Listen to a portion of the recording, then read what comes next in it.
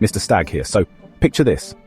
It's the 1960s, and a young Hungarian named Thomas Peterffy is fleeing political turmoil in his homeland. He arrives in New York with nothing but a suitcase, a mind full of numbers, and honestly, an unshakable determination to succeed. Wall Street is a chaotic world of hand signals, shouted orders, and steep fees, a world built for insiders, not immigrants. But Peterffy sees something no one else does: the future. He imagines a world where trading isn't limited to a privileged few, where technology can create speed, fairness, and accessibility in markets that were once slow, inefficient, and opaque. From early nights coding on rudimentary computers to pioneering algorithms that could price options faster than any human, Peterffy's vision was audacious. He didn't just want to make money, he wanted to transform the very way Wall Street operates. He dreamed of giving professional and retail traders alike access to the markets in real time, with low costs and, unprecedented efficiency. This is the story of how one immigrant turned an idea into a $100 billion empire, Interactive Brokers, a company that has quietly reshaped global finance while its founder stayed in the background, letting his technology do the talking. Thomas Peterffy's story begins in Budapest, Hungary, where he was born into a modest family in 1944, just as Europe was reeling from the aftermath of World War II. Growing up under a communist regime, opportunities were limited, and Peterffy learned early that ingenuity and perseverance were crucial for survival. From a young age, he exhibited a fascination with numbers, mechanics, and problem-solving. While other children played, he would tinker with small machines, clocks, and radios, taking them apart and putting them back together, really honing a precision that would later serve him well in financial markets.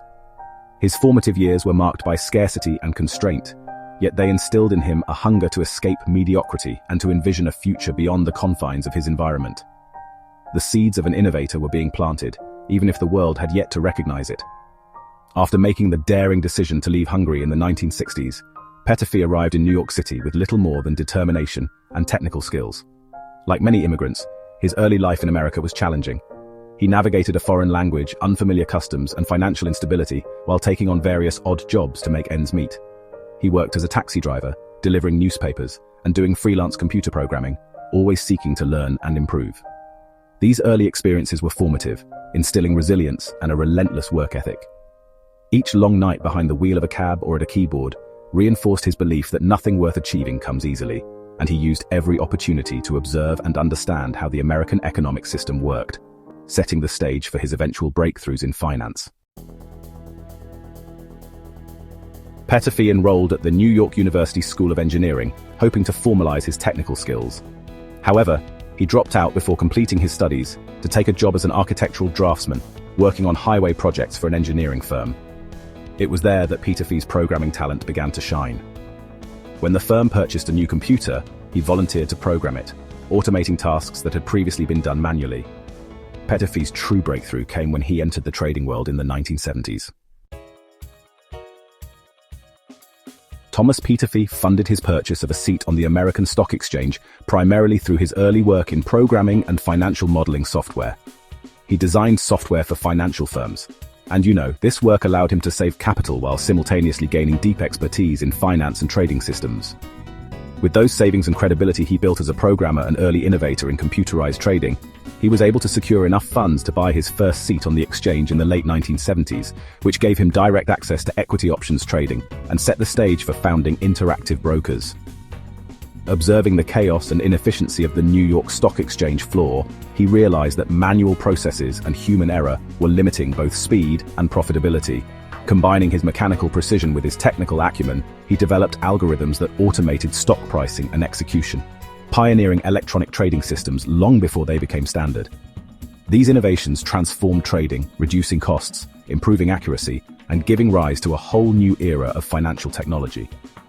Peterffy's vision of digitized markets culminated in the founding of Interactive Brokers, a platform that would allow investors around the world to access markets with unprecedented speed and efficiency. His commitment to precision and innovation set him apart from traditional brokers and laid the foundation for a company that would dominate electronic trading for decades. In 1977, Peterffy founded the company that would later become Interactive Brokers. Initially, it was a market-making firm specializing in trading options. Unlike traditional firms, Peterffy embraced technology from the very beginning. He developed algorithms to price options faster and more accurately than competitors, gaining market share. By the 1980s, Peterffy's firm was handling millions of trades daily, but the real transformation came when he decided to offer electronic trading to other investors. He believed that technology could lower costs and democratize access to financial markets. Peterffy's true breakthrough came when he entered the trading world in the 1970s. Peterffy's genius was in combining technology with vision. In the late 1980s and early 1990s, he pioneered the use of handheld computers for traders on the floor, which, honestly, was an idea that many thought was unnecessary at the time. These devices allowed traders to receive real-time prices and execute orders faster than ever before. By the mid-1990s, Peterffy's firm had developed one of the first electronic communication networks, or ECNs, laying the groundwork for what would eventually become online brokerage. The company officially rebranded as Interactive Brokers in the 1990s and began expanding internationally.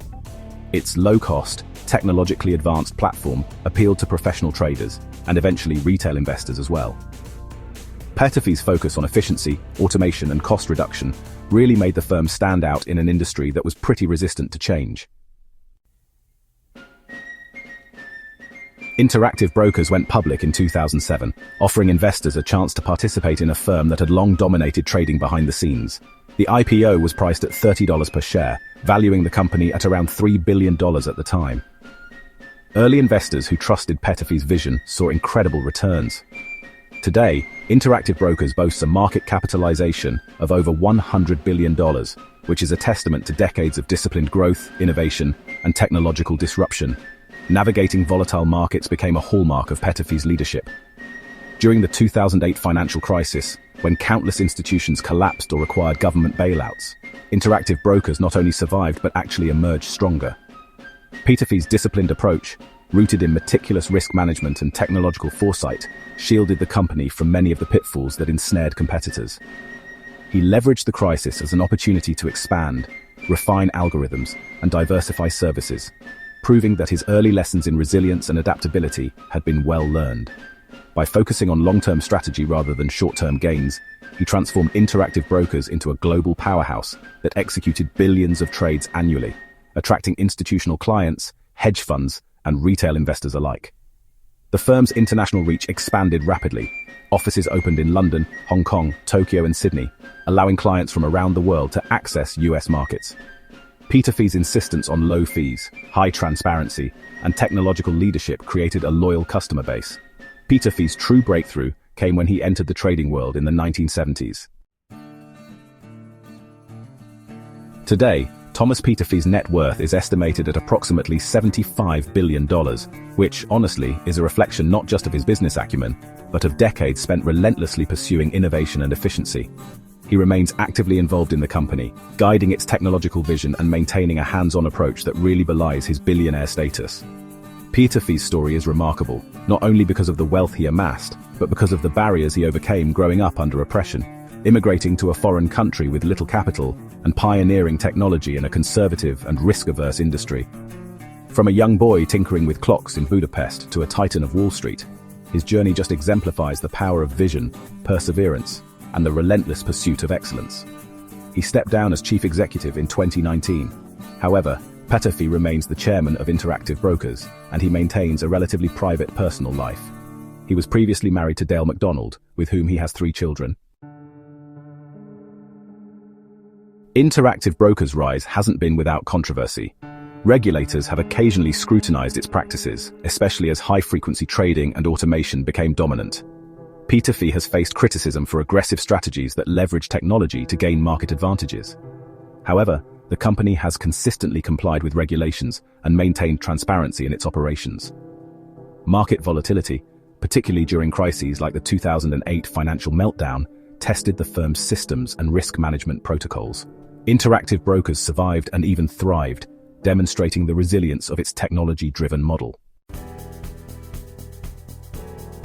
Today, Interactive Brokers serves over 1 million clients, from professional traders to retail investors.